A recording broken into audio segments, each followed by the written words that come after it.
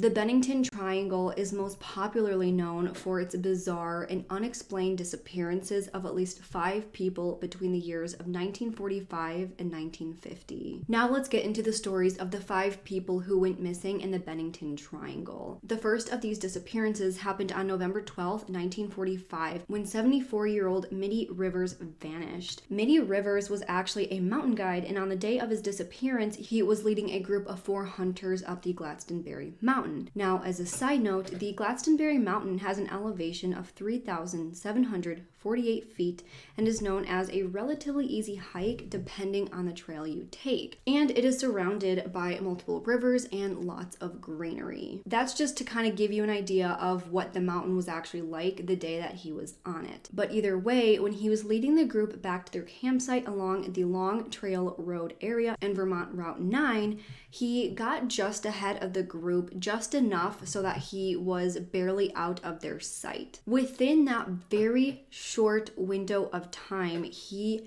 literally just vanished and was never seen again. Literally within seconds, he went from leading a group of 4 other men to never being seen again. It's very unlikely that he somehow just randomly got lost, because he was literally a mountain guide who knew the mountain like the back of his hand, and he was very experienced with navigating around the mountain, and his job was literally to make sure other people were safe and other people were getting up and down the mountain okay. So what possibly could have caused him to just disappear like that? After he went missing, a search was conducted, but it turned up no sign of him anywhere. But people who knew him knew that he was, again, very knowledgeable of the area. He was a skilled woodsman, and they thought that he would just be able to survive the elements and would reappear in the town a couple of days later. Of course, though, this is not what ended up happening. Soon after the disappearance, over 300 locals and U.S. Army soldiers trudged through the wilderness for 8 days to search the area extensively, but came up with absolutely nothing. The next disappearance happened on December 1st, 1946, to an 18-year-old woman named Paula Jean Weldon. Paula was a sophomore at the Bennington College and was out for a hike on Long Trail to explore the mountain. She was seen heading to the trail by several people, including an employee for the Bennington Banner who gave her directions, drivers who gave her rides since she was actually hitchhiking for rides to the mountain, and other hikers who actually said that they were worried that she wasn't dressed warm enough to be hiking the mountain. There was also apparently an elderly couple who were about 100 yards behind her on the trail who also saw her. She was wearing a red coat that was very easy to spot, so when she walked by someone, they very easily noticed her bright clothes. According to this elderly couple, they saw Paula turn the corner on the trail, but by the time they reached that same corner, she was no longer there. So once again, she went from being seen by other people to completely vanishing within minutes. When she failed to show up for her classes at her college that Monday, a massive search was done on the mountain to find her. Over 1,000 people combed the area, and the FBI even got involved. They even posted a $5,000 reward for her safe return, but once again, they found absolutely zero trace of her anywhere. At the time of her disappearance, Vermont actually did not have a state police force. They only had a state investigator who was put on the case, and a lot of people, one including Paula's father, criticized the methods used in this case, which was actually what led them to putting together an actual state police force. But still, nothing was ever found, and no one has any idea of what possibly could have happened to her. 3 years later, on December 1st, 1949, the third and probably the most bizarre disappearances of all occurred to 68-year-old James E. Telford. James was a veteran who was a resident of the Bennington Soldiers' Home and went to St. Albans to visit some relatives. When returning home, he rode the bus, and witnesses saw James get on the bus, saw him still sitting on the bus at the stop right before the Bennington stop, but sometime between that stop and the Bennington stop, he literally vanished into thin air. Like, people literally saw him sitting on the bus surrounded by a bunch of other people. No one saw him get up or get off or anything like that. They just saw him sitting in a seat one moment, and the next his seat was just empty. His luggage was still in the luggage rack, and there was an open bus timetable sitting on his seat. The time between him last being seen and the time when his seat was empty, the bus would have been driving down Route 7 through the Bennington Triangle. So that kind of explains why his disappearance counts as one of the Bennington Triangles, because he did just happen to be in that exact area when he went missing from the bus. I literally cannot wrap my head around his disappearance.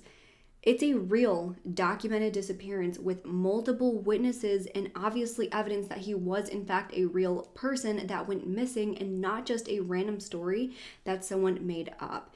He literally just went poof and was gone and was just never seen again. Next, almost a year later, on October 12th, 1950, the fourth disappearance happened to an 8-year-old little boy named Paul Jepson. Paul was last seen by his mother just playing in the family pickup truck before his mother left for a little bit to go feed the pigs.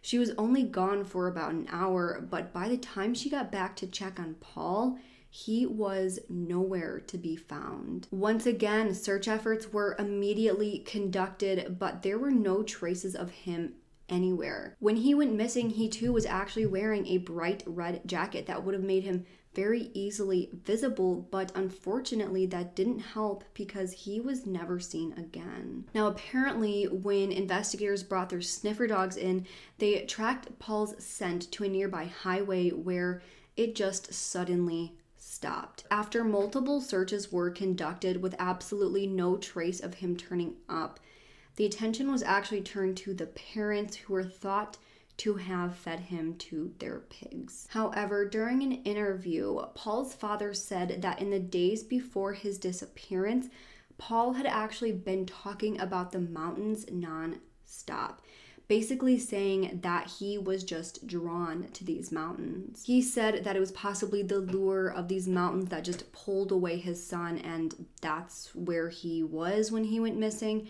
I don't necessarily know how much I believe this though, because I'm sure he's very aware of these bizarre disappearances that have been happening around the area, and it almost just seems like he's pandering to the mystery of the mountains to deflect attention, but that's just me. Finally, just 2 weeks after that disappearance, on October 28th, 1950, 53-year-old Frida Langer disappeared.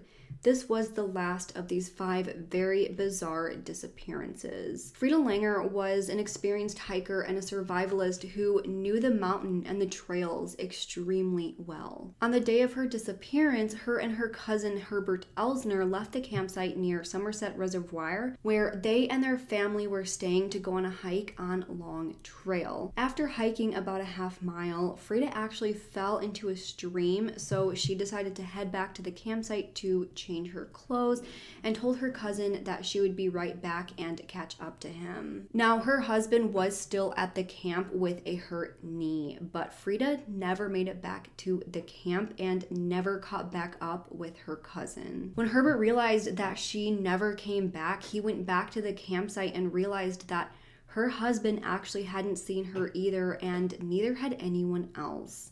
Somehow, during the span of a half a mile, she completely vanished without anybody seeing a thing. Of course, they started searching wherever they could, but they found nothing. Right away, there were several search efforts set to go out and find her.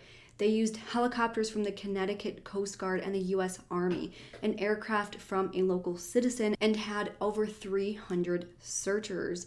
Despite the efforts, though, no trace was found of her anywhere. Then, unfortunately, on May 12, 1951, 6 months after her disappearance, Frida's body was actually found in the Somerset Reservoir. What was very strange, though, was that this area had been searched extensively, repeatedly for months after she went missing. Plus, her remains were in such bad shape that they couldn't even determine her cause of death. So to me, it's unlikely that she would have just gotten lost and succumbed to the elements where she was found, since she wasn't there until long after they had already searched the area. Frida was the last of these disappearances and was the only